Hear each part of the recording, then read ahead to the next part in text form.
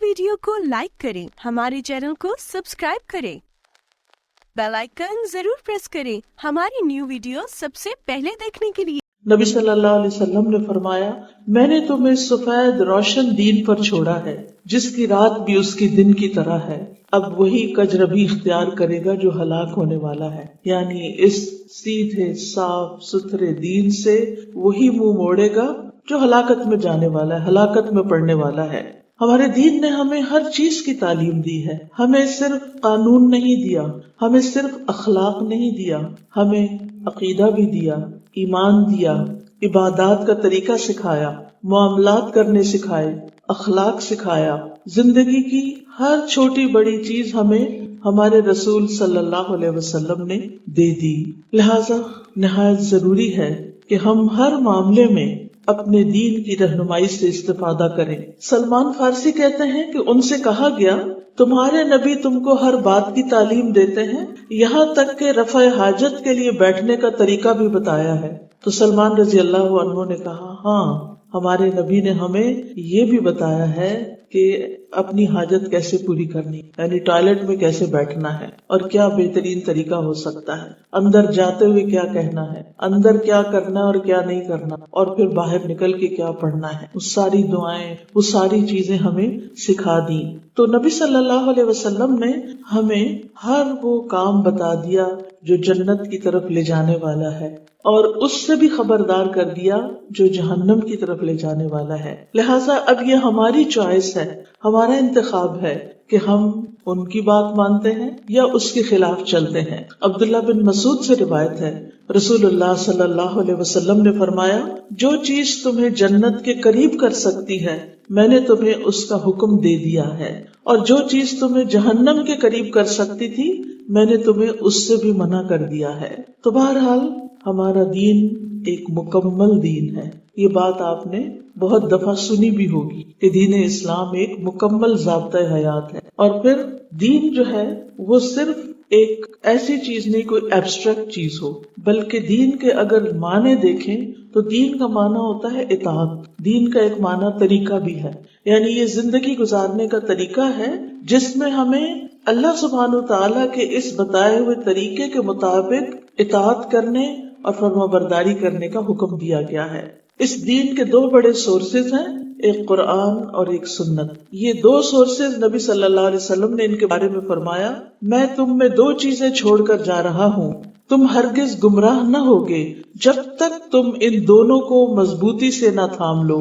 एक अल्लाह की किताब और दूसरे उसके नबी की सुन्नत। जिंदगी के तमाम मामलात में ये दो चीजें हमें काफी हैं, और अगर हम इन दो चीजों को अच्छी तरह पढ़ लेते हैं, समझ लेते हैं और इसके मुताबिक जिंदगी बसर करते हैं तो ये हमारे लिए बहुत काफी है। अगर कोई शख्स ये समझता है कि दीन को जानने के लिए कुछ सीक्रेट्स जानने की जरूरत है, या किसी खास शेख या वली या पीर या किसी और बुजुर्ग को मानना जरूरी है, उसके बगैर दीन मुकम्मल नहीं होता, तो ये नासमझी की बात है। नबी सल्लल्लाहु अलैहि वसल्लम हर तरह का इल्म रखते थे, हर आलिम से बड़े आलिम हैं, हर इंसान से ज्यादा बड़े इंसान हैं, हर कामयाब इंसान से ज्यादा कामयाब इंसान। लिहाजा अगर हम आपकी सीरत का मुताला करें, आपकी सुन्नत का मुताला करें, आपकी हदीस का मुताला करें, तो ये जिंदगी गुजारने के लिए हमारे लिए बहुत काफी है। हमारा दीन अल्लाह सुब्हानहू तआला का पसंदीदा दीन है। वरदीतु लकुमुल इस्लाम दीना, अल्लाह ताला फरमाते हैं सूरत अल माइदा में, मैंने तुम्हारे लिए इस्लाम को बतौर दीन पसंद किया। यानी जो कुछ कुरान और सुन्नत में मौजूद है, अगर तुम इस तरीके पर चलोगे तो रब के पसंदीदा बन जाओगे। और फिर एक और जगह पर फरमाया, इन्ना दीना इंदल्लाहिल इस्लाम, कि बेशक दीन तो अल्लाह के नजदीक इस्लाम ही है। एक और जगह फरमाया, वमन यब्तगी गैरल इस्लामी दीनन फलन युक़बल मिन्हु वहुव फिल आखिरति मिनल खासिरीन, कि जो शख्स इस्लाम के अलावा कोई और दीन तलाश करेगा वो उससे हरगिज कबूल न किया जाएगा और वो आखिरत में खसारा उठाने वालों में से होगा। ये दीन दीन बरहक है। अल्लाह ताला फरमाते हैं, हुवल्लज़ी अरसल रसूलहु बिलहुदा व दीनिल हक, वही है जिसने अपना रसूल हिदायत और दीन हक देकर भेजा है। इसको कुरान में दीन हक भी कहा गया है, व दीनिल हक, कि यही सच्चा दीन है। इसको दीन क़ियम भी कहा गया है, दीनन क़य्यमन, सीधा दीन। फिर ये सलामती वाला दीन है, इसीलिए इसको इस्लाम कहा गया है कि जो शख्स इस दीन पर अमल करेगा वो दुनिया में भी सलामत रहेगा, दूसरे भी उससे सलामत रहेंगे और मरने के बाद भी उसको सलामती नसीब। फिर उसके लिए कोई तकलीफ नहीं होगी, कोई उसके लिए आखिरत में मुसीबत नहीं होगी, कोई सजा नहीं होगी। फिर ये भी याद रखिए कि हमारा ये दीन आसान दीन है, मुश्किल नहीं।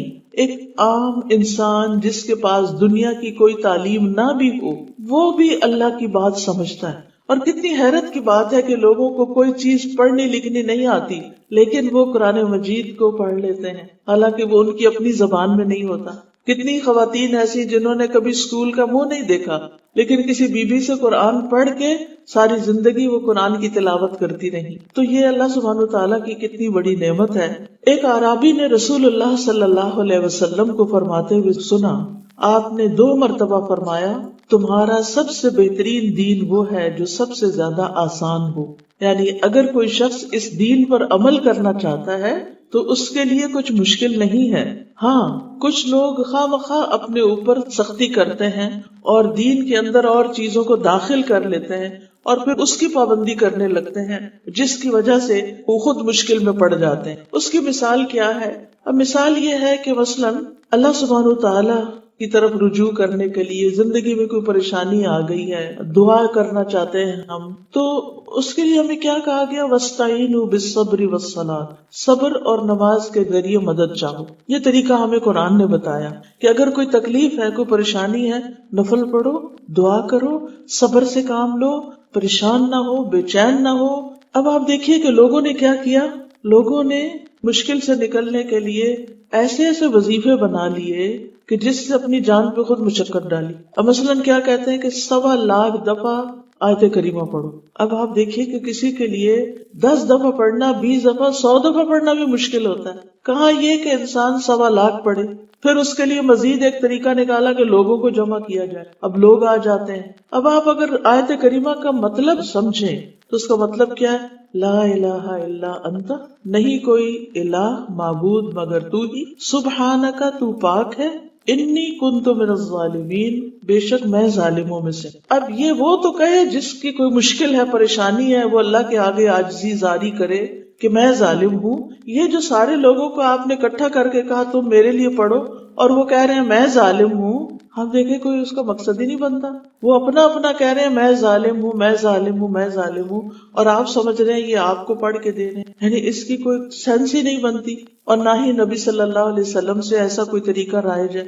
लेकिन हमने दीन में ऐसी चीजें इजाद करके दीन को मुश्किल बना लिया। नबी सल्लल्लाहु अलैहि वसल्लम ने फरमाया, बेशक दीन आसान है, जो शख्स दीन में सख्ती इख्तियार करेगा तो दीन उस पर गालिब आ जाएगा, यानी उसकी सख्ती चलेगी नहीं। बस अपने अमल में पुख्तगी इख्तियार करो, जहाँ तक हो सके म्याना रवि बरतो, खुश हो जाओ सुबह और दोपहर और शाम और किसी कदर रात में इबादत से मदद हासिल करो। यानी नमाजों के औकात आप देखें, एक सूरज निकलने से पहले, एक सूरज निकलने के बाद है और एक रात के वक्त है इशा की। दिन में जब सूरज ढल जाए तो एक, और फिर कुछ उसके थोड़ी देर बाद, घंटे डेढ़ बाद दोबारा असर की नमाज। तो आप देखिए कि कितने वक्फे वक्फे के साथ नमाजें हैं, ताकि इंसान जैसे सूरज निकलने से पहले एक नमाज पढ़ लेता है, फिर अपने दिन के काम काज शुरू कर लेता है। अब आप देखें कि अगर आपने फजर की नमाज 6 बजे पढ़ी है, आजकल चले 6:30 तक भी पढ़ लेते हैं, 7 बजे सूरज निकलता है तो सूरज निकलने से पहले तक नमाज हो जाती। अब आप देखिए कि 7 बजे से लेकर 1 बजे तक 6 घंटे बन जाते हैं। इसमें आप आराम से अपने दुनिया के काम कर सकते। फिर आप जोहर की नमाज पढ़ते हैं, फिर आप देखिए 3-4 बजे असर होती है, 2-3 घंटे फिर आपको मिल गए, फिर मगरिब होती, फिर इसी तरह 2-2.5 घंटे आपको मिल जाते हैं। तो इस तरह आराम आराम से आप अपनी इबादत भी करते हैं और अपने दिन के काम काज भी कर लेते हैं। अल्लाह ताला ने हमारे लिए आसानी की। नबी सल्लल्लाहु अलैहि वसल्लम जब मेराज पर तशरीफ ले गए थे तो उस वक्त आपको 50 नमाजें दी गई थी। जो मूसा अलैहि सलाम ने कहा कि मैंने ये तजुर्बा किया है, آپ کی امت یہ 50 نہیں پڑھ سکتی، آپ اسے کم کرائیں. کم کراتے کراتے صرف 5 رہ گئی اور ثواب 50 کا ہے. یعنی اتنی اللہ تعالیٰ نے ہم پر رحمت فرمائی کہ جو حکم دے دیا اس حکم میں تو کمی کر دی لیکن اجر میں کمی نہیں کی. اب اگر کوئی شخص دن کی 5 نمازیں پڑھتا ہے تو 50 کا ثواب کماتا ہے. پھر اسی طرح یہ دین وسعت والا ہے، اس میں بڑی سہولتیں ہیں. مثلاً اگر کوئی شخص وضو نہیں کر سکتا تو تیمم کر لے. اگر کوئی شخص کھڑے ہو کے نماز نہیں پڑھ سکتا تو بیٹھ کے نماز پڑھ لے. جو بزرگ بوڑھے لوگ بیٹھ کے بھی نہیں پڑھ سکتے وہ لیٹ کے بھی اشارے سے پڑھ سکتے ہیں. جو زمین پہ سجدہ نہیں کر سکتا وہ کرسی پہ بیٹھ کے بھی اشاروں سے نماز پڑھ سکتا ہے. یعنی یہ معذور لوگوں کے لیے بات کر رہی ہوں، صحت مند لوگوں کی نہیں کہ ہر کوئی کرسی پہ بیٹھ جائے کہ مجھے مشکل ہوتی ہے نیچے جانے میں. یہ ہمیشہ یاد رکھیے، ان مع العسر یسرا، تنگی کے ساتھ آسانی ہے. اگر آپ اپنے آپ کو روزانہ اچھے طریقے سے نماز، اچھے سجدے اور رکوع کرتے ہیں تو آپ کے جوڑوں میں اتنی فلیکسیبلٹی ہوگی کہ آپ کے لیے بڑی عمر میں پھر موومنٹ آسان ہوگی. اللہ یہ کہ کوئی شدید بیماری ہو تو وہ الگ بات ہے، ورنہ آپ کی موومنٹ آسان ہو، آپ کے لیے سہولت ہوگی. لیکن جو لوگ اچھے بھلے ہوتے ہوئے کرسی پہ بیٹھ جاتے ہیں اور وہ صرف یہ کہتے ہیں کہ مشکل ہے نیچے جانا، تو پھر مشکلات کو ہی جنم دیں گی. اور جو مزہ سجدے میں جا کے آتا ہے، کیونکہ انسان اللہ کے سب سے زیادہ قریب اس وقت ہوتا ہے جب وہ عاجزی اور بندگی کے ساتھ اپنا سر، اپنا ماتھا اور اپنا ناک زمین پہ ٹکاتا ہے، اور اس وقت وہ اللہ کی تسبیح بیان کرتا ہے، سبحان ربی الاعلی کہتا ہے کہ پاک ہے اللہ جو سب سے بلند ہے. پھر اسی طرح یہ دین نرمی والا دین ہے، سہولت والا دین ہے. اس دین میں کوئی تنگی نہیں. اللہ سبحانہ وتعالیٰ فرماتے ہیں وَجَاهِدُوا فِي اللَّهِ حَقَّ جِهَادِهِ هُوَ اجْتَبَاكُمْ وَمَا جَعَلَ عَلَيْكُمْ فِي الدِّينِ مِنْ حَرَجٍ مِلَّةَ أَبِيكُمْ إِبْرَاهِيمَ هُوَ سَمَّاكُمُ الْمُسْلِمِينَ مِنْ قَبْلُ وَفِي هَذَا لِيَكُونَ الرَّسُولُ شَهِيدًا عَلَيْكُمْ وَتَكُونُوا شُهَدَاءَ عَلَى النَّاسِ فَأَقِيمُوا الصَّلَاةَ وَآتُوا الزَّكَاةَ وَاعْتَصِمُوا بِاللَّهِ هُوَ مَوْلَاكُمْ فَنِعْمَ الْمَوْلَى وَنِعْمَ النَّصِيرُ. اور اللہ کے راستے میں جہاد کرو جیسے کہ جہاد کا حق ہے، اسی نے تمہیں چنا ہے اور دین میں تم پر کوئی تنگی نہیں رکھی. یعنی دین کے اندر کوئی ایسا حکم نہیں دیا کہ تم تنگ پڑ جاؤ، مشکل میں پڑ جاؤ. اپنے باپ ابراہیم کی ملت کے مطابق، یعنی یہ وہی دین ہے جو ابراہیم علیہ السلام کا دین تھا. ان سے رب نے کیا فرمایا تھا؟ اذ قال له ربه اسلم قال اسلمت لرب العالمین. اللہ تعالیٰ نے فرمایا کہ اے ابراہیم فرما بردار بن جاؤ، تو انہوں نے کیا کہا؟ اسلمت لرب العالمین، میں رب العالمین کا فرما بردار بن گیا، میں اسلام لے آیا. پھر فرمایا هو سماکم المسلمین، اس نے تمہارا نام مسلمان رکھا ہے. آج ہماری سب سے بڑی پہچان کیا ہونی چاہیے؟ مسلمان. آپ دیکھیں کہ ہمارے ہی ملک میں ایسی باتیں کی جاتی ہیں، پہلے پاکستان. ٹھیک ہے پاکستان ہمیں دل و جان سے عزیز ہے، لیکن ہم پہلے مسلمان. ان اکون اول المسلمین، سب سے پہلے اسلام، پھر پاکستان، پھر کچھ اور، پھر ہمارا کوئی ذات، برادری اور کنبہ، قبیلہ. لیکن افسوس یہ کہ ہم نے دین کے نام پر ہی فرقے بنا لیے ہیں اور اپنے آپ کو مسلمان کہنا تو بہت پیچھے کر دیا ہے. کبھی اپنے آپ کو وہابی کہتے ہیں، کبھی اپنے آپ کو سنی کہتے ہیں، کبھی اپنے آپ کو شیعہ کہتے ہیں، کبھی کچھ اور کہتے ہیں. ہم مسلمان ہیں، ہمارا معبود ایک ہے، الہ ایک ہے، ہمارا قرآن ایک ہے، ہمارا نبی ایک ہے، ہم ایک ملت ہیں، ہم ایک قبلے کو فالو کرتے ہیں، ہم سب ایک رب کے بندے ہیں. پھر ہم نے آپس میں اتنے بڑے بڑے اختلاف کیوں کر لیے؟ اگر ہم اس دین کو سیدھا سادہ لیں، قرآن و سنت کو اپنے سامنے رکھیں اور باقی باتوں کو پیچھے چھوڑ دیں تو بہت سے جھگڑے، مسئلے اور یہ قتل و غارت ختم ہو جائیں. لیکن چونکہ ہم تعصبات میں پڑ گئے ہیں، ہم ایک دوسرے کے ساتھ اختلاف کر کے پھر مخالفت میں پڑ گئے اور پھر ایک دوسرے کے جانی دشمن بن گئے اور ایک دوسرے سے نفرتیں کرنے لگ گئے. تو ہمارا دین تو ہمیں نفرت نہیں سکھاتا. ہمارے دین کی بنیاد کیا ہے؟ ہمارے دین کی بنیاد قرآن و سنت پر ہے. آپ قرآن مجید کھولتے ہیں تو سب سے پہلے کیا آتا ہے؟ سب سے پہلی آیت کیا آتی ہے؟ کوئی بتائے گا؟ اس سے پہلے کیا لکھا ہوتا ہے؟ بسم اللہ الرحمن الرحیم. سب سے پہلے جو اللہ سبحانہ و تعالیٰ کا تعارف ہے اس میں وہ کیا ہے کہ وہ کون ہے؟ الرحمن الرحیم. اور یہ آیت قرآن مجید میں کتنی دفعہ ریپیٹ ہوتی ہے؟ کتنی دفعہ آتی ہے بسم اللہ الرحمن الرحیم؟ کتنی دفعہ آتا ہے قرآن میں؟ 114 دفعہ. گویا 114 دفعہ ہمیں یاد کرایا جاتا ہے کہ اللہ بڑا مہربان ہے، بڑا رحم فرمانے والا ہے. کیا ہم لوگوں کو یہ بتاتے ہیں کہ ہمارا دین دین رحمت ہے اور ہمارا رب بڑا مہربان ہے؟ قرآن مجید میں کوئی اور آیت 114 بار نہیں آئی، صرف بسم اللہ 114 دفعہ آئی ہے، اور 114 دفعہ ہمیں بتایا جاتا ہے کہ اللہ کے نام سے شروع کرو جو بڑا ہی مہربان، بار بار رحم فرمانے والا ہے. وہ ہم پر بار بار رحمت کرتے، ہم گناہ کرتے ہیں پھر اس کی طرف جاتے ہیں، پھر وہ توبہ قبول کر لیتا ہے. اگر وہ مہربان نہ ہوتا، اگر وہ رحمان نہ ہوتا، وہ رحیم نہ ہوتا تو کبھی معاف نہ کرتا. جیسے یہ بندوں کا حال ہے نا، ذرا سی ان کے حق میں کوئی کوتاہی ہو جائے تو ہم ان کو معاف نہیں کرتے. ہم منہ سے بول کے کہتے ہیں تو میں تو کبھی نہیں چھوڑوں گی، کبھی نہیں معاف کروں گی. ہم کیسے مسلمان ہیں کہ جو معاف نہیں کر سکتے، جو دوسروں پر رحم نہیں کر سکتے؟ ہمیں تو اس رحم کا، اس ہمدردی کا، اس خیر خواہی کا اتنا زیادہ سبق دیا گیا ہے کہ ایک دوسرے کے ساتھ اچھا سلوک کرو. پھر آپ دیکھیے کہ یہ دین نرمی والا دین ہے اور اس میں سراسر خیر خواہی ہے. رسول اللہ صلی اللہ علیہ وسلم نے فرمایا ان الدین النصیحہ، دین خیر خواہی کا نام ہے. یعنی دیندار کون ہے؟ جس کے دل میں دوسروں کے لیے خیر خواہی ہے، جو دوسروں کی خیر چاہتا ہے. یعنی آپ کیسے دیندار ہیں؟ یعنی ہم نے تو دین کی نشانی کیا رکھی ہوئی ہے کہ اگر آدمی ہے تو اس کی داڑھی ہونی چاہیے تو تب وہ دیندار ہے. ٹھیک ہے، ہونی چاہیے، اس سے انکار کوئی نہیں. عورت ہے تو حجاب پہنا ہوا تو یہ دیندار ہے.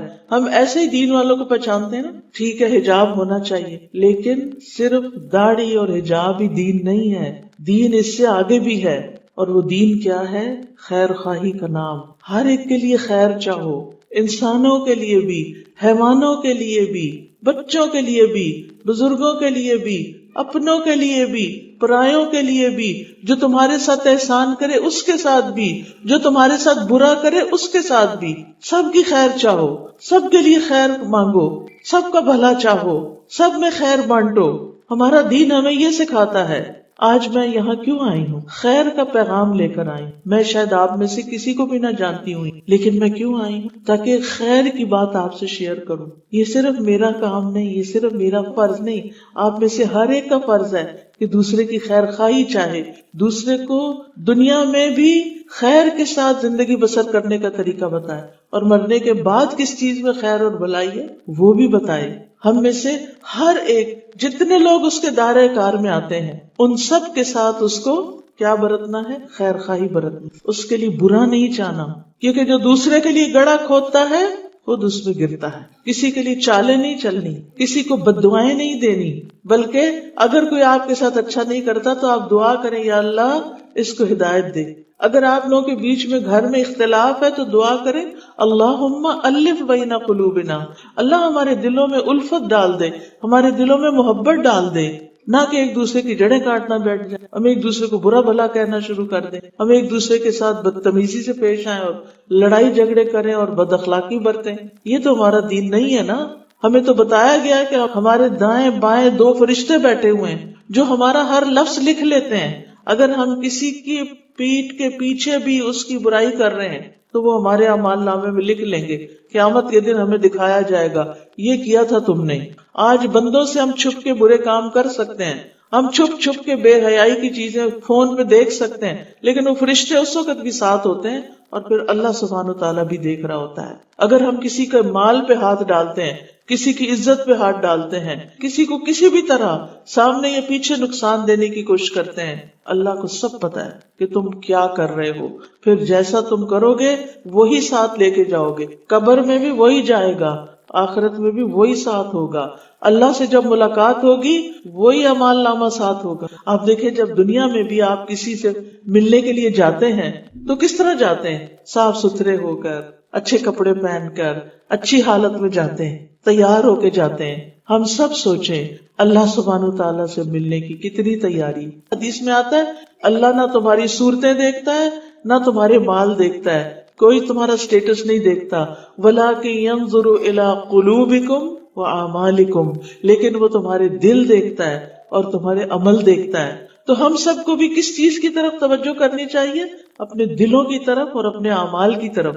ان کے ساتھ، اس دل کے ساتھ اور ان اعمال کے ساتھ جو ہم دن رات کرتے رہتے ہیں، ان کو پکڑ کے ہاتھ میں لے کے اللہ سے ملاقات کرنی. پھر اللہ تعالیٰ دیکھے گا کیا لے کے آیا بندہ، کیا دکھائیں گے اس وقت، کیا دکھائیں گے. اگر ہماری زبان ہی صاف نہیں، ہم زبان سے غلط باتیں کرتے ہیں، یا زبان سے ہم گالی گلوچ کرتے ہیں، یا جھوٹ بولتے ہیں، یا اور غلط باتیں کرتے ہیں، وہ جو ساری اس میں لکھی ہوئی ہوں گی، اس ساری کے ساتھ اللہ سبحانہ تعالیٰ کو کیا پیش کریں گے، کیا دکھائیں گے؟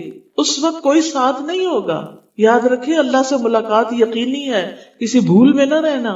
جب انسان اللہ کے سامنے کھڑا ہوگا، کوئی تیسرا وہاں نہیں ہوگا، بس ہمارے عمل ہمارے ساتھ ہوں گے.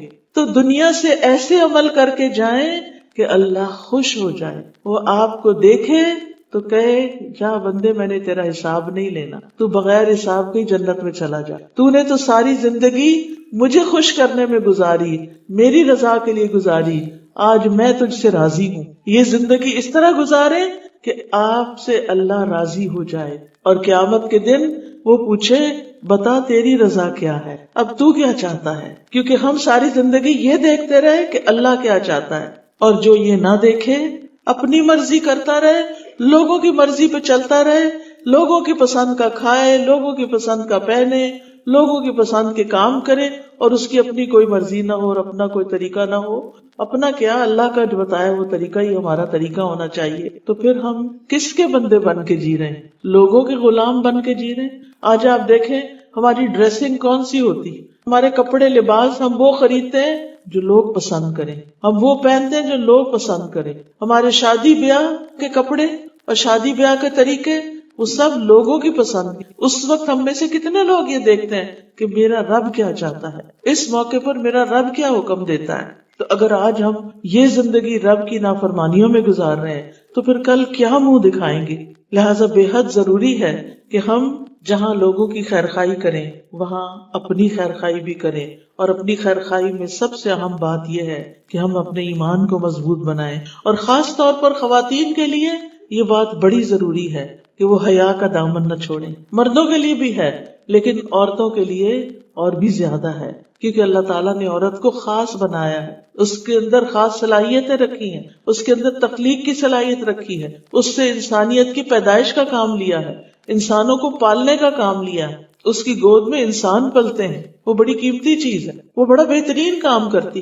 اسی لیے اس کا درجہ مرد کے مقابلے میں 3 گنا زیادہ ہو جاتا ہے جب وہ ماں بن جاتی ہے، کیونکہ وہ بچے کو اپنے پیٹ میں اٹھاتی، وہ تکلیف دے کے جنم دیتی، وہ اس کے لیے راتیں جاگتی ہے، اس کی پرورش کرتی ہے، اس کو دودھ پلاتی ہے، اور یوں اجر کماتی ہے، اور یوں دنیا میں بھی اس کا ایک مقام ہوتا ہے اور اللہ کے نزدیک بھی اس کا مقام ہے. جس عورت کے حصے میں نسلوں کی حفاظت ہے اس عورت کو اپنی حیا کی حفاظت کرنی. اس کا جسم سب مردوں کے لیے نہیں ہے، وہ اس لیے نہیں ہے کہ کسی بل بورڈ پر گلا ننگا کر کے زیور پہن کے کار کا اشتہار دے یا پیٹرول کا اشتہار دے رہی ہو. کیوں؟ کل میں گزر رہی تھی ایک سڑک سے اور بہت بڑا بورڈ لگا ہوا تھا، بازار میں سارے آدمی تھے اور اتنی بڑی عورت کی تصویر لگی ہوئی تھی جس سے اسے اتنا بڑا گلا کھلا ہوا تھا اور اس کے اوپر زیور پہنے. میں نے کہا یہ عورت اپنا آپ کس کو دکھا رہی ہے؟ ان سارے مردوں کو جو سڑک پہ پھر رہے. ہم اتنے سستے ہو گئے، ہمیں تو اللہ نے قیمتی بنایا. قیمتی چیزوں کی حفاظت ہوتی ہے، قیمتی چیزوں کو ڈھانپ کے رکھا جاتا ہے، قیمتی چیزوں کو چھپا کے رکھا جاتا ہے. ہمارا حسن، ہماری زینت مردوں کو دکھانے کے لیے نہیں ہے. اللہ نے ہمیں خاص بنایا ہے اور ہماری حفاظت کی ہے. ہمیں اپنی حفاظت کرنی چاہیے کیونکہ یہ دین حیا کا دین ہے. قرہ بن ایاس کہتے ہیں ہم نبی صلی اللہ علیہ وسلم کے ساتھ تھے، آپ کے پاس حیا کا ذکر ہوا، یعنی شرم و حیا کا. تو انہوں نے عرض کیا اے اللہ کے رسول، کیا حیا بھی دین کا حصہ؟ کیا حیا دین میں سے ہے؟ آپ نے فرمایا بلکہ وہ تو سارے کا سارا ہی دین ہے. حیا نہیں تو دین نہیں، حیا نہیں تو ایمان نہیں. تو اس لیے ہمیں نہ ایسا لباس پہننا ہے اور نہ ایسی حرکات کرنی کہ جس کی وجہ سے ہماری حیا میں خلل آئے. پھر آپ دیکھیے کہ ہمارا دین ہمیں مسلسل نشو نما دیتا ہے اور اللہ سبحانہ وتعالی ہمیں علم کے ساتھ جڑنے کی طرف بلاتا ہے. نبی صلی اللہ علیہ وسلم پر پہلی وحی جو آئی وہ کیا تھی؟ اقرا، اقرأ بسم ربک الذی خلق، پڑھو اپنے رب کے نام کے ساتھ۔ لہذا ہمارا دین علم والا دین ہے، ہمارا دین پڑھنے لکھنے سے تعلق رکھتا ہے۔ زندگی کا کوئی بھی حصہ ہو، آپ بچے ہیں، جوان ہیں، بوڑھے ہیں، اگر آپ نے دین کی تعلیم نہیں لی تو آپ آج سے شروع کر دیں۔ کوئی شرم نہ کریں، اس میں جہالت عیب ہے، جہالت پر شرم آنی چاہیے، پڑھنے لکھنے پر نہیں۔ آپ علم کے رستے پر چلتے ہیں تو جنت کا رستہ آپ کے لیے آسان ہوتا ہے۔ قرآن مجید میں آتا ہے قُلْ هَلْ يَسْتَوِي الَّذِينَ يَعْلَمُونَ وَالَّذِينَ لَا يَعْلَمُونَ، کیا وہ لوگ برابر ہو سکتے ہیں جو علم رکھتے ہیں اور وہ جو علم نہیں رکھتے؟ برابر نہیں ہوتے۔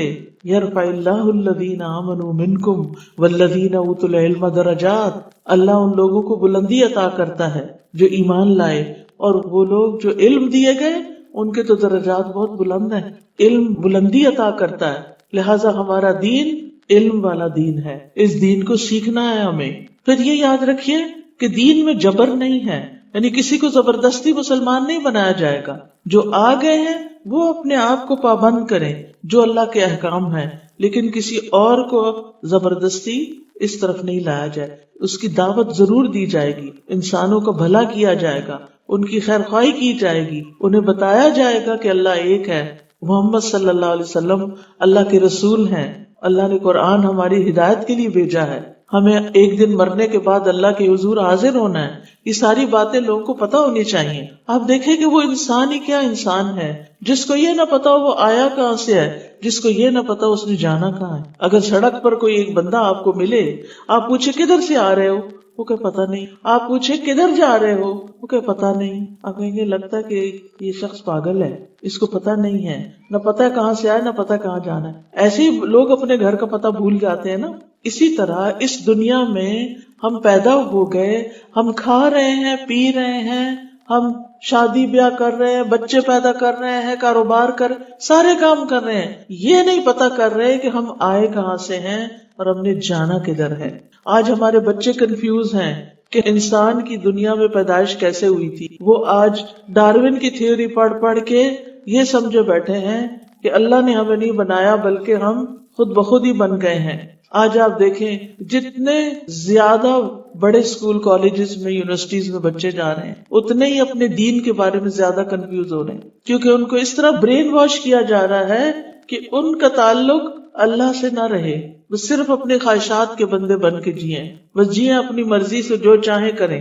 ہمیں اپنے نفس کی عبادت کے لیے تو نہیں پیدا کیا گیا، ہمیں تو اللہ کی اطاعت کے لیے پیدا کیا گیا ہے۔ لہٰذا ان لوگوں کو جو بالکل نہیں جانتے انہیں بھی بتانا ہے کہ اللہ نے ہمیں بنایا ہے، ایک مقصد کے لیے ہمیں پیدا کیا ہے۔ 4 چیزیں اللہ نے اپنے ہاتھ سے بنائی ہیں۔ نمبر 1 عرش الہی جو ساری مخلوقات کی چھت ہے، باقی ساری چیزیں اس کے نیچے ہیں۔ اللہ سبحانہ وتعالیٰ عرش کے اوپر ہے۔ دوسری چیز جنت عدن، جنت اللہ نے اپنے ہاتھ سے بنائی، جو انسان کے لیے اللہ نے بنائی کہ اچھے کام کر کے آؤ تو یہ تمہارے لیے۔ جنت اللہ سبحانہ وتعالیٰ کی تخلیق میں سے سب سے خوبصورت چیز ہے۔ آدم علیہ السلام کو اللہ نے اپنے ہاتھ سے بنایا تھا، باقی چیزیں کن کہہ کے بنائی، آسمان، زمین، ستارے، سیارے، یہ کلمہ کن سے بنے۔ آدم کو اللہ نے اپنے ہاتھ سے بنایا، اور آدم کو اللہ تعالیٰ نے سب سے زیادہ عزت دی۔ وَلَقَدْ كَرَّمْنَا بَنِي آدم اور اس کی اولاد کو اللہ نے عزت بخشی۔ اور پھر قلم کو اللہ نے اپنے ہاتھ سے بنایا۔ سبحان اللہ، یہ 4 چیزیں ایسی ہیں جن کو اللہ نے عزت دی ہے، ان کی بہت بڑی اہمیت ہے۔ ان میں سے ایک ہم انسان ہیں۔ انسانوں کو کیا کرنا چاہیے؟ دنیا میں قلم لے کے علم حاصل کر کے اللہ نے جو ہمارے لیے سب سے اچھی جگہ بنائی ہے اس کے لیے محنت کریں، اس کے لیے کوشش کریں اور جہنم میں جانے سے بچیں۔ وہ کام نہ کریں جو آگ کی طرف لے جاتے ہیں۔ ہمیں پوری لسٹ پتہ ہونی چاہیے کہ کیا کیا کام آگ میں لے جانے والے ہیں اور کون کون سی چیزیں جنت کی طرف لے جانے والی ہیں، اور پھر اس کے مطابق ہم سلیکشن کریں کہ ہم نے کیا کرنا ہے کیا نہیں کرنا۔ کیونکہ انسان کے لیے سب سے بڑی رسوائی، سب سے بڑی ذلت کی بات کہ وہ اینڈ آف دا ڈے جنت میں نہ جائے اور جہنم میں جائے۔ وہ ذلت اور رسوائی کا دن ہوگا اس انسان کے لیے جسے اٹھا کے جہنم میں اوندے منہ پھینک دیا جائے گا، اور وہاں 2 چیزیں بڑی تکلیف دہ ہوں گی، ایک ہے آگ اور دوسرے ہے تنہائی۔ جہنم میں ہر شخص اکیلا ہوگا، اپنی اپنی سزا بھگت رہا ہوگا۔ دنیا میں بھی آپ دیکھیں کہ جب آپ اکیلے رہ جاتے ہیں تو آپ کو وحشت شروع ہو جاتی. وہ لوگ جن کے سارے بچے پڑھ لکھ کے کہیں نہ کہیں دور باہر چلے گئے اور وہ گھر میں اکیلے ہیں تو ان کے دل کیسے تڑپتے ہیں. یا اگر کوئی بوڑھا ہو جائے اور وہ کسی سے ملنے نہ جا سکے یا اس کے پاس کوئی نہ آئے تو وہ تنہائی کتنی تکلیف دیتی ہے. یا پھر انسان کسی اسپتال میں پڑا ہو یا کہیں بھی تو یاد رکھیں تنہائی کا دکھ بہت بڑا دکھ ہوتا ہے. اسی لیے آپ دیکھیں کہ قرآن مجید میں جہاں جنت کی آیتیں آتی ہیں وہاں خالدین فیہا آتا ہے اور جہنم والوں کے ساتھ خالدن آتا ہے، سنگولر سیگا آتا ہے. ہر بندہ اکیلا ہوگا، کوئی کسی کی بات نہیں سنے گا، روئیں گے، چیخیں گے، چلائیں گے، کوئی ان کی فریاد نہیں سنے گا. ہر شخص کو اپنی پڑی ہوگی میں کسی طرح یہاں سے نکل جاؤں، لیکن جب کبھی وہ نکلنے کی کوشش کریں گے دوبارہ اسی میں ڈال دیے جائیں. وہ ایسی جیل ہے، اتنی نیچے ہے کہ اس کے اوپر چڑھ کے باہر نکلنا بھی مشکل ہے. تو اس لیے اس بڑی تکلیف سے، اس بڑی سزا سے، اس بڑی مصیبت سے بچنے کی فکر کرنی ہے ہمیں. آپ کو پتا ہے حضرت عمر رضی اللہ عنہ کتنے بڑے انسان تھے، کتنے نیک اور کتنے عدل والے. وہ جہنم کے خوف سے اتنا روتے تھے کہ ان کی آنکھوں کے ساتھ یہاں 2 لکیریں بن گئی تھی رو رو کے کہ کہیں مجھے نہ جہنم میں پھینک دیا جائے. نیک سے نیک صحابہ جو تھے وہ اس بات پہ پریشان ہوتے تھے کہ کہیں ہم جہنم میں نہ جائیں. تو یاد رکھیے یہ دین ہماری ضرورت ہے جو ہمیں زندگی گزارنے کا طریقہ سکھاتا ہے. دین اللہ کی ضرورت نہیں ہے، اللہ کو ہماری عبادت نہیں چاہیے. اللہ نے ہمیں اصلاً جنت کے لیے پیدا کیا ہے، لیکن ہمارا دشمن شیطان ہمیں جہنم کی طرف لے جانا چاہتا ہے. لہٰذا وہ برے کاموں کو خوبصورت بنا کے دکھاتا ہے اور ہم اللہ کی نافرمانی کر بیٹھتے ہیں. تو دین ہماری ضرورت ہے، دین اللہ کی مہربانی ہے ہم پر، دین ہماری فطرت کے عین مطابق ہے. اللہ جس سے بھلائی کا ارادہ کرتا ہے اسے دین کی سمجھ دے دیتا ہے. من یرد اللہ بہ خیرا یفقہہ فی الدین. ہر بچہ دین پر، اسلام پر پیدا ہوتا ہے. حدیث میں آتا ہے ہر پیدا ہونے والا بچہ فطرت اسلام پہ پیدا ہوتا ہے، پھر اس کے والدین اسے یہودی، نصرانی یا مجوسی بنا لیتے ہیں، وہ اس کو اور چیزیں سکھا دیتے ہیں. ہمارا دین درست رستے کی طرف رہنمائی کرنے والا. دین پر چلنے میں ہی اصل زندگی، انسان زندگی کو انجوائے کرتا ہے، کیونکہ دین پہ چلنے والوں کے دل پرسکون ہوتے ہیں، کیونکہ وہ جانتے ہیں کہ اللہ ہر چیز پہ قادر ہے، اللہ میری مدد کرے گا. وہ اللہ پہ توکل کرنا جانتے ہیں، وہ اللہ سبحانہ وتعالی کے اوپر اتنا یقین رکھتے ہیں کہ ہمارا رب ہمیں تنہا نہیں چھوڑے گا. وہ غم میں بھی اس کو پکارتے ہیں، وہ خوشی میں بھی اس کا شکر ادا کرتے ہیں. وہ جانتے ہیں کہ وہ دیکھ رہا ہے، ہمارے پہ کوئی زیادتی کرے گا تو وہ خود بدلہ لے لے گا. تو اس دین پر عمل کرنے میں دنیا میں بھی کامیابی ہے اور آخرت میں بھی کامیابی ہے اور قبر میں بھی کامیابی ہے. آپ سب کو یہ تو پتا ہے نا کہ جب انسان قبر میں جاتا ہے تو کیا ہوتا ہے. اس وقت میں آپ کے سامنے سنن نبی داؤد کی ایک حدیث رکھ رہی ہوں. نبی صلی اللہ علیہ وسلم نے فرمایا جب لوگ واپس جاتے ہیں تو میت ان کے قدموں کی آہٹ سنتی ہے.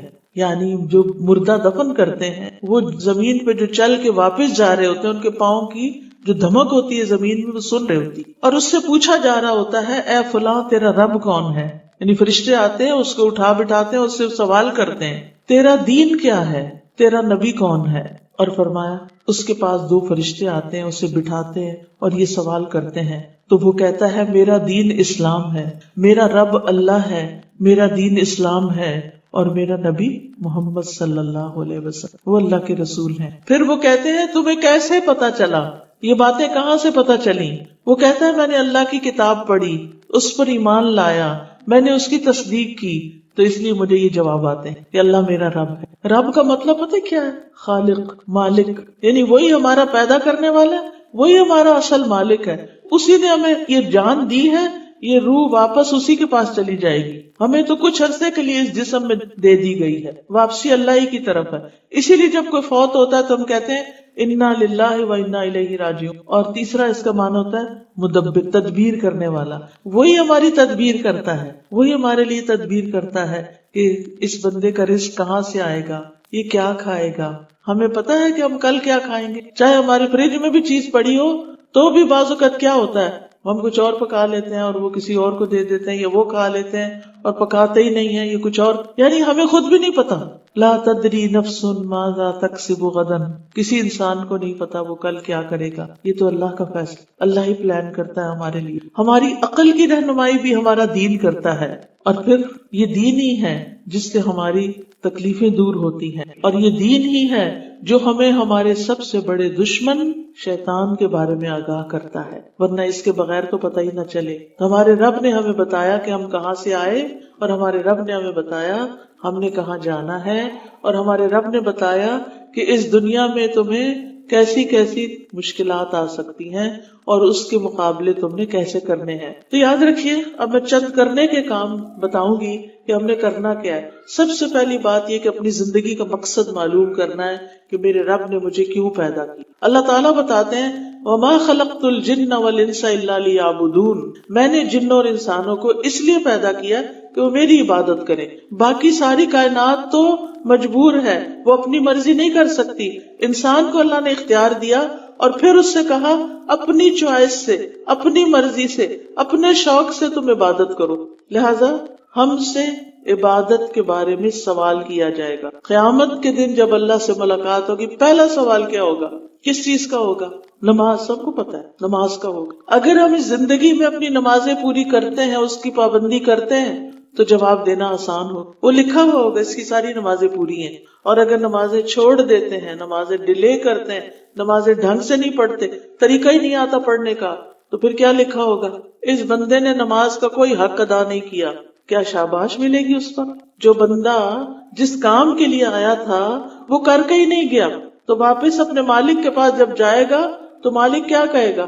کدھر ہے نمازیں؟ کیا جواب دیں گے؟ وہ میرے کام تھے، وہ میرے کپڑے پاک نہیں تھے، طرح طرح کے جو ہم بہانے کرتے ہیں. نہیں، یہ بہانے وہاں نہیں چلیں گے. یہ بہانے ہم انسانوں کے سامنے تو رکھتے ہیں، انسانوں کے سامنے آپ یعنی کہ اپنی مزدوری بتا دیتے ہیں، لیکن یاد رکھیے اللہ کے سامنے یہ بہانہ نہیں چلے گا. پھر اسی طرح جو اور باتیں ہم پر فرض کی گئی ان کے بارے میں پوچھا جائے گا، اور اگر پوری نہیں ہوگی، اگر فرض پورے نہیں ہوئے تو نفل سے پورا کیا جائے گا. کچھ لوگ تو نفل ہی نہیں پڑھتے، خالی فرض پڑھ کے اٹھ جاتے. پہلے تو ان کا دل ہی نہیں لگتا نا نماز پڑھیں، مصیبت کے مارے جاتے ہیں اور جلدی سے 4 فرض پڑھ کے اٹھ جاتے ہیں. اللہ کا اتنا بھی حق نہیں کہ اس کے لیے ہم تھوڑا سا ٹائم نکالیں. اگر نہیں دل کرتا تو اللہ سے دعا کریں، یا اللہ مجھے نماز کا شوق دے، اللہ نماز کو میری آنکھوں کی ٹھنڈک بنا دے، اللہ مجھے نماز کی محبت دے دے، اللہ میرے لیے نماز آسان کر دے. تو اس لیے آپ سب نے اپنی نمازوں کی پابندی کرنی، کیونکہ اللہ نے پہلا سوال اس کا پوچھنا، اور جس کی نماز ٹھیک ہو جائے گی اس کا سب کچھ ٹھیک ہو جائے گا. پھر آپ دیکھیں لیعبدونی کا ایک معنی اور بھی کیا گیا ہے، اور وہ ہے لیعرفونی، کہ لوگ مجھے پہچانے. ہمیں اس دنیا میں رہ کر اللہ تعالیٰ کی پہچان کرنی ہے، اور پہچان کر کے اللہ پر ایمان لانا ہے. اللہ کی پہچان قرآن مجید سے ہوتی ہے. اللہ کون ہے وہ قرآن مجید ترجمے کے ساتھ پڑھیں گے تو پتا چلے گا. پھر اللہ کی پہچان ہوتی ہے کائنات کی قدرت کی نشانیاں دیکھ کر. پھر آپ دیکھیں کہ تمام انبیاء کی طرف جو وحی کی گئی وہ کس بات کی تھی؟ کہ لوگوں کو بتاؤ کہ لا الہ الا اللہ، کہ اللہ کے سوا کوئی عبادت کے لائق. لہٰذا ہمیں سب سے زیادہ اس بات پر توجہ دینی ہے کہ ہماری زندگی میں کوئی شرک نہ ہو، ہم کسی کو اللہ کے برابر نہ سمجھیں، ہم دعا صرف اس سے مانگیں، کسی اور سے نہ مانگیں، قبروں پہ جا کے دعائیں نہ مانگیں. بزرگ کچھ نہیں کر سکتے، وہ تو اپنے لیے ساری زندگی عبادت کرتے رہے، انہوں نے ہمارے لیے تھوڑی کی ہے. جب آپ عبادت کرتی ہیں تو اپنے بچوں کے لیے کرتی ہیں یا اپنے بہن بھائیوں کے لیے کرتی؟ کس کے لیے کرتی؟ اپنے لیے. تو جتنے نیک بزرگ تھے انہوں نے جو عبادتیں کی ہیں وہ ہمیں بانٹنے کے لیے نہیں کی، ہماری نجات کے لیے انہوں نے عبادت نہیں کی، انہوں نے اپنے لیے کی ہے. لہٰذا مانگنا ہے تو صرف اللہ سے مانگنا ہے، اس کے ساتھ کسی کو نہ عبادت میں شریک کرنا اور نہ ہی ریاکاری میں، کہ دکھاوے کے کام نہیں کرنے کہ ہم نیک بنے تو ہم لوگوں کو دکھائیں ہم کتنے نیک ہیں. اس کو شرک اصغر کہا جاتا ہے، چھوٹا شرک. یعنی قل ان صلاتی و نسکی و محیایا و مماتی للہ رب العالمین، کہہ دیجئے بے شک میری نماز، میری قربانی، میرا جینا، میرا مرنا اللہ رب العالمین کے لیے، سب کچھ اللہ کے لیے، سجدہ بھی اللہ کے لیے، قربانی بھی اللہ کے لیے، دعائیں بھی اللہ سے، رونا دھونا بھی اس کے آگے. یعنی ہم سب سے بڑا اس کو مانیں اور اپنی ساری محبت اور اپنی ساری عبادت اس کے لیے وقف کریں. یہ اسلام کی پہلی اور بنیادی تعلیم ہے. پھر اس کے بعد جو عبادت کریں شوق سے کریں، فرائض میں کمی نہ کریں، پھر حقوق العباد کا خیال رکھیں. ہمارا دین صرف ہمیں اللہ کی عبادت نہیں سکھاتا، ہمارا دین ہمیں بندوں کی خدمت بھی سکھاتا ہے. خدمت بھی عبادت ہے. یعنی بندوں کے ساتھ اچھا سلوک کرے، ہر بندے کا حق پہچانے، اس بندے کا میرے پہ کیا حق ہے، میرے ماں باپ کا مجھ پہ کیا حق ہے جنہوں نے مجھے پیدا کیا، میرے بہن بھائیوں کا مجھ پہ کیا حق ہے، میرے رشتہ داروں کا مجھ پہ کیا حق ہے، میرے شوہر کا مجھ پہ کیا حق ہے، اور میرا شوہر پہ کیا حق ہے. ان سب چیزوں کا پتہ ہونا چاہیے. یہ سب چیزیں اس کو پتہ ہوتی ہیں جب آپ علم حاصل کرتے ہیں، لہٰذا علم حاصل کریں. دین نے ہر بندے کا حق مقرر کر دیا ہے، وراثت میں بھی حصے مقرر کر دیے ہیں، کس کو کتنا ملے گا. پھر اسی طرح لوگوں کے لیے آسانیاں کریں. ایک حدیث میں آتا ہے ایک آدمی نبی صلی اللہ علیہ وسلم کے پاس آیا، کہنے لگا اے اللہ کے رسول صلی اللہ علیہ وسلم. جب صلی اللہ علیہ وسلم کہتے ہیں نا تو سب کو کہنا چاہیے، ٹھیک ہے نا، صلی اللہ علیہ وسلم. نبی صلی اللہ علیہ وسلم نے فرمایا وہ شخص سب سے زیادہ بخیل ہے جس کے سامنے میرا ذکر کیا جائے اور وہ مجھ پہ درود نہ بھیجے. تو بہرحال وہ آپ کے پاس آیا اور کہنے لگا اللہ کے پیارے کون ہیں، یعنی بندوں میں سے سب سے زیادہ کون پیارے ہیں اللہ تعالیٰ کو، اللہ تعالیٰ کس سے زیادہ محبت کرتا ہے. آپ نے کیا جواب دیا ہوگا؟ آپ نے فرمایا وہ لوگ اللہ کو زیادہ محبوب ہیں جو دوسرے لوگوں کے لیے سب سے زیادہ فائدہ مند ہو، جو دوسروں کو زیادہ فائدہ دیں. آج آپ دیکھیں کتنی خود غرضی کا وقت کہ لوگ ہر فائدہ اپنے لیے چاہتے ہیں. اگر آپ اللہ کے پیارے ہونا چاہتے ہیں تو لوگوں کو فائدہ پہنچانا چاہیے. فائدہ انسان کب پہنچا سکتا ہے؟ جب انسان کے اپنے پاس کچھ ہوتا ہے تبھی آپ کسی کو دے سکتے ہیں. آپ کے پاس مال ہے، آپ مال بانٹ سکتے ہیں. آپ کے پاس دین ہے، آپ دین سکھا سکتے ہیں. علم ہے، کوئی سکل ہے، کوئی ہنر ہے، کوئی طاقت ہے، یعنی جو آپ کے پاس ہے وہی آپ دیں گے تو بندوں کا فائدہ ہوگا نا. نبی صلی اللہ علیہ وسلم نے پھر فرمایا مسلمان کا اپنے بھائی کو خوش کرنا، کہ اس کو خوش کر دے، اس سے کسی تکلیف کو دور کرنا، اس کا قرضہ ادا کر دینا، اسے کھانا کھلا دینا، یہ سارے کام اللہ کو بڑے پیارے ہیں. جب ہم یہ کرتے ہیں تو ہمیں خوشی سے کرنے چاہیے. یہ نہیں کہ اگر کوئی گھر آ گیا تو کہیں اب یہ کیا مصیبت آ گئی، اب اس کو بھی کھانا دینا پڑے گا، یہ نہیں کبھی سوچا کرے. اور یہ کیا کہ ہر روز مجھے کھانا پکانا پڑتا ہے، کچن سے فرصت ہی نہیں ملتی، اور پکائیں بھی اور باتیں بھی سنائیں اور گھر والوں کے سامنے برتن بھی اٹھا اٹھا کے پھینکیں، اس سے پھر اجر نہیں ملتا. کام کریں، خوشی سے کریں. آپ شکر کریں کہ اللہ تعالیٰ نے آپ کو چلنے کی توفیق دی ہے، آپ کو اٹھانے کی، آپ کو رکھنے کی، آپ کو پکانے کی، آپ کو طریقہ آتا ہے، آپ خدمت کر سکتے ہیں.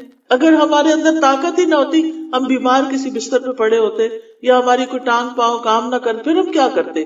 تو ہمیں شکر ادا کرنا چاہیے اور بندوں کے فائدے کا بننا چاہیے. نبی صلی اللہ علیہ وسلم نے فرمایا مجھے اپنے کسی بھائی کی ضرورت پوری کرنے کے لیے اس کے ساتھ چلنا اس مسجد نبوی میں 1 مہینے کے اعتکاف سے زیادہ محبوب، 1 مہینے کے اعتکاف سے زیادہ پیارا ہے کیا کہ میں کسی کی ضرورت پوری کرنے کے لیے اس کی مدد کے لیے ساتھ جاؤں. بعض اوقات ایسا ہوتا ہے نا کسی کو بازار جانا ہوتا ہے تو وہ نہیں جا سکتا خود اکیلا، تو آپ کہتے چلو میں تمہیں لے جاتی ہوں. کسی کے پاس گاڑی نہیں، کسی کے پاس سامان اٹھانے کی ہمت نہیں، آپ مددگار بن جاتے ہیں. کوئی ہسپتال جانے والا ہے، اس کو سمجھ نہیں آ رہی کہاں جاؤں، کوئی بیمار ہے، کسی کے سر میں درد ہو رہی ہے، اس کو چائے کا کپ بنا دیں.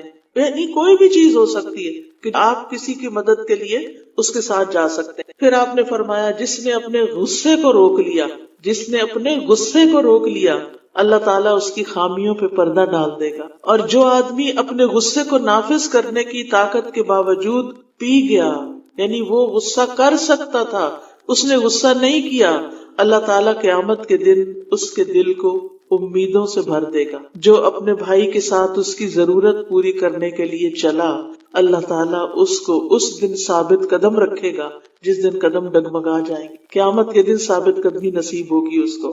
رسول اللہ صلی اللہ علیہ وسلم نے فرمایا ہر دن جس میں سورج طلوع ہوتا ہے ہر آدمی کے جوڑ پہ صدقہ واجب ہوتا ہے. 2 آدمیوں کے درمیان عدل کرنا صدقہ ہے. آدمی کو اس کی سواری پہ سوار کرنا صدقہ ہے. کچھ لوگ گھوڑے پہ نہیں بیٹھ سکتے، کچھ لوگ گاڑی پہ نہیں بیٹھ سکتے، آپ ان کی مدد کرتے ہیں بٹھانے میں.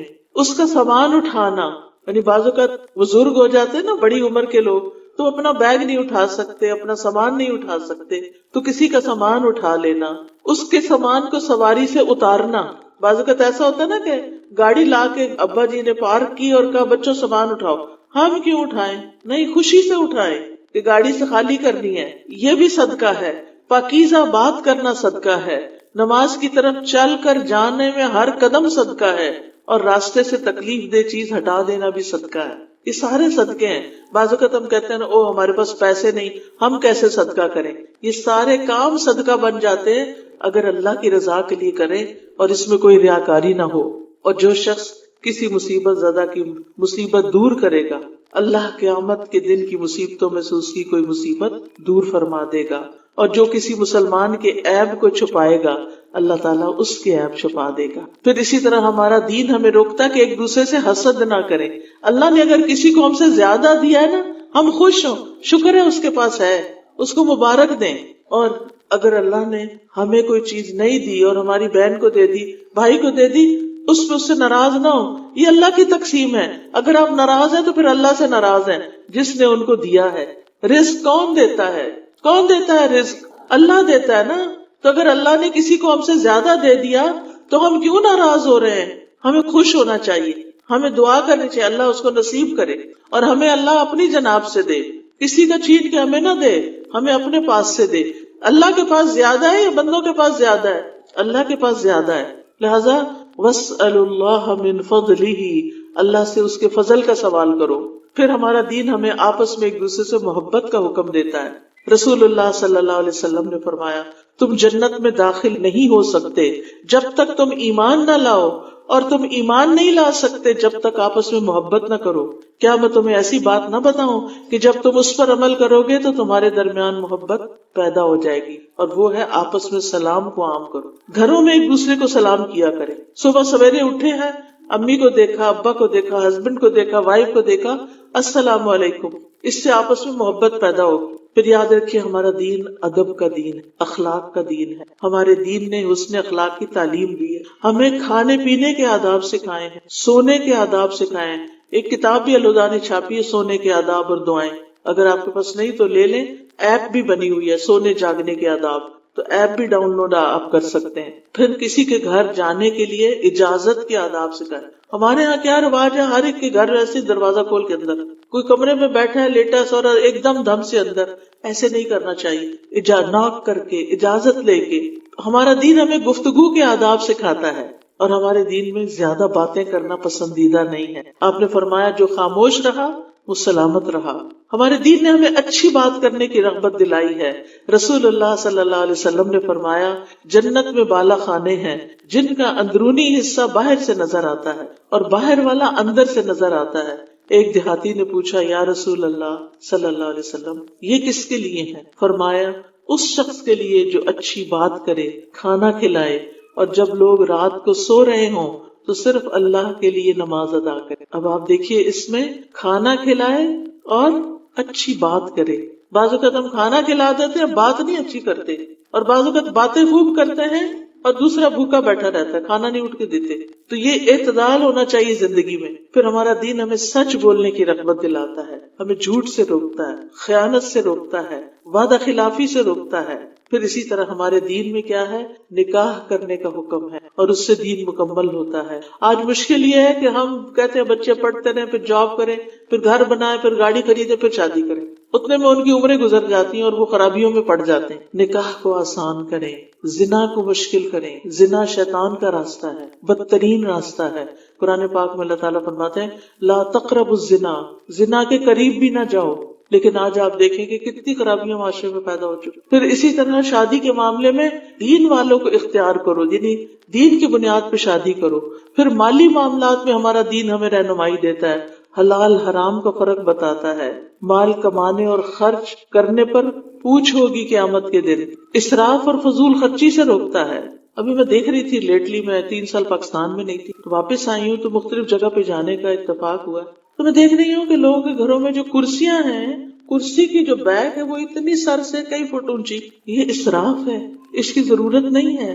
بیک اتنی کافی ہے جس سے آپ ٹیک لگا لیں. ایسا فرنیچر کیوں خریدتے ہیں آپ؟ میں سوچ رہی تھی پاکستان میں کتنے درخت کٹ رہے ہیں جس کی وجہ سے موسم میں گرمی زیادہ آ رہی ہے, کتنے سیلاب آ رہے ہیں درخت کٹنے کی وجہ سے, اور ہم درخت کاٹ کاٹ کے بیکار کی اونچی کرسیاں بنا رہے ہیں. ہماری عقل کو کیا ہو گیا؟ اگر ہم ایسا فرنیچر نہ خریدیں تو پھر لوگ ایسا بنائیں گے بھی نہیں. لیکن کسی کی توجہ بھی اس چیز کی طرف نہیں جاتی کہ یہ ہم فضول خرچی کر رہے ہیں. ظاہر ہے ایک چھوٹی کرسی لیں گے تو کم پیسے لگیں گے, ایک بہت اونچی لیں گے تو پیسے زیادہ ہوں گے. آپ کس چیز پہ پیسے خرچ کر رہے ہیں؟ لوگ بھوکے مر رہے ہیں، یعنی کہ ہم اپنی زکوٰۃ تک نہیں نکالتے اور اپنی عیاشی کے اوپر ہم اس طرح خرچ کر رہے ہیں کہ ہمیں حلال حرام کی پرواہ نہیں. پھر ہمارے دین میں ظلم کرنے سے روکا گیا ہے. تو بات یہ کہ ہمیں سب سے پہلے جو اب میں خلاصہ کرنے لگی، دین پر ہمیں راضی ہونا ہے کہ ہمیں اللہ نے بہترین دین دیا ہے، اللہ نے یہ پسند کیا ہے، ہم بھی اس دین کو پسند کرتے ہیں. ہمیں اپنے دین سے محبت کرنی اور ہمیں کیا کرنا ہے؟ دین دار بننا ہے. اور وہ صرف حجاب یا داڑھی کا نام نہیں ہے، یہ ساری باتیں جو پیچھے میں نے کی ہیں یہ دین کا حصہ ہے. پھر دین میں پورے کے پورے داخل ہوں، یہ نہیں کہ کچھ دین والے اور کچھ کوئی کام اچھا اور کچھ مرضی کا. پھر دین کو اللہ کے لیے خالص کرنا، یعنی ہر کام صرف اللہ کی رضا کے لیے کرنا. پھر دین کا علم حاصل کرنا ہے. پھر دین کے راستے پہ آنے والی آزمائشوں پہ صبر کرنا. بعض اوقات انسان جب دین پہ چلتا ہے تو لوگ باتیں بناتے ہیں، اس پر آپ نے ہمت نہیں ہارنی، مشکلات کے باوجود دین پر جمے رہنا ہے مرتے دم تک. اللہ تعالیٰ فرماتے ہیں یا ایھا الذین آمنوا اتقوا اللہ حق تقاتہ ولا تموتن الا وانتم مسلمون. اے لوگو جو ایمان لائے ہو، اللہ سے ڈرو جیسے ڈرنے کا حق ہے، اور تمہیں موت نہ آئے مگر اس حال میں کہ تم مسلمان ہو. پھر لوگوں تک دین پہنچانا ہے، دین کی دعوت دینی ہے، دین کی تعلیم دینی ہے، لوگوں کو دین کے بارے میں بتانا ہے اور دین کی وسعتوں اور خوبصورتیوں کے بارے میں بتانا ہے، اور پھر دین پر ثابت قدمی کی دعا بھی کرنی. تو آئیے دعا کرتے ہیں. سبحان اللہ والحمد للہ ولا الہ الا اللہ واللہ اکبر ولا حول ولا قوة الا باللہ العلی العظیم. اللہم صل علی محمد وعلی آل محمد کما صلیت علی ابراہیم وعلی آل ابراہیم انک حمید مجید. اللہم بارک علی محمد وعلی آل محمد کما بارکت علی ابراہیم وعلی آل ابراہیم انک حمید. ربنا آتنا فی الدنیا حسنہ وفی الآخرۃ حسنہ وقنا عذاب النار. ربنا لا تزغ قلوبنا بعد اذ ہدیتنا وہب لنا من لدنک رحمہ انک انت الوہاب. یا مقلب القلوب ثبت قلبی علی دینک. اے دلوں کو الٹ پلٹ کرنے والے، میرے دل کو اپنے دین پر ثابت قدم رکھ. اللہم اصلح لی دینی الذی هو عصمت امری. اے اللہ میرے دین کو درست فرما دے جو میرے معاملات کا محافظ ہے. واصلح لی دنیای التی ہی معاشی. اور میری دنیا کو بھی درست کر دے جس میں میرا معاش ہے. وَأَصْلِحْ لِي آخِرَتِي الَّتِي فِيهَا مَعَادِي. اور میری آخرت کو درست کر دے جس میں مجھے واپس لوٹنا ہے. وَاجْعَلِ الْحَيَاةَ زِيَادَةً لِّي فِي كُلِّ خَيْرٍ. اور میری زندگی کو ہر بھلائی میں میرے لیے زیادتی کا باعث بنا دے. وَاجْعَلِ الْمَوْتَ رَاحَةً لِّي مِن كُلِّ شَرٍ. اور موت کو میرے لیے ہر شر سے راحت کا ذریعہ بنا دے. اللہم انی اسألک العافیۃ فی الدنیا والآخرہ. اللہم انی اسألک العفو والعافیۃ فی دینی ودنیای وأہلی ومالی. اللہم استر عوراتی وآمن روعاتی. اللہم احفظنی من بین یدی ومن خلفی وعن ایمانی وعن شمائلی ومن فوقی واعوذ بعظمتک ان اغتال من تحتی. اللہم انا نعوذ بک ان نرجع علی اعقابنا او نفتن عن دیننا. اے اللہ ہم اس سے تیری پناہ لیتے ہیں کہ الٹے پاؤں لوٹ جائیں یا اپنے دین کے متعلق کسی فتنے میں مبتلا ہوں. یا اللہ ہمیں دین پر زندہ رکھ، ہمیں دین پر ہی موت دے اور تو ہم سے راضی ہو جا. اللہ ہمارے بچوں کو ہدایت دے، اللہ انہیں ہماری آنکھوں کی ٹھنڈک بنا دے، اللہ انہیں دین و دنیا کی آخرت کی کامیابیاں عطا فرما. یا رب العالمین تمام مسلمانوں کے اندر کی نفرتیں اور فرقہ واریت دور کر دے. یا اللہ آپس کی محبتیں عطا کر دے. اللہ خاندانوں کے اندر باہم محبتیں عطا کر دے. اللہ جن گھروں کے اندر میاں بیوی کا اختلاف ہے یا اللہ اسے دور کر دے. یا رب العالمین بچوں کے اوپر اپنی رحمت فرما، انہیں اپنے ماں باپ کے ساتھ پلنے کی توفیق دے. یا رب العالمین جن بچوں کی شادی نہیں ہوئی اللہ ان کی شادیاں ہو جائیں. یا رب العالمین جو بیمار ہیں انہیں صحت ہو جائے، جو دکھی ہیں ان کے دکھ دور فرما. یا اللہ اس حال میں جتنی بھی بہنیں آئیں سب کا آنا قبول فرما، جنہوں نے اس کا انتظام کیا انہیں اس کی بہترین جزا عطا فرما. یا رب العالمین ان سب کے دلوں میں جو دعائیں ہیں، نیک تمنائیں ہیں، یا اللہ ان کو پورا فرما. یا اللہ یہ محروم نہ جائیں. اللہ ہم سب کی بخشش فرما دے. اللہ ہمیں علم کا شوق دے دے، علم کی محبت دے دے، عمل کی توفیق دے دے، برائیوں سے بچا لے، ہمارا اخلاق بہترین کر دے. ہمیں جو تو نے صلاحیتیں دی ہیں ان کو صحیح طور پر استعمال کرنے کی توفیق دے دے.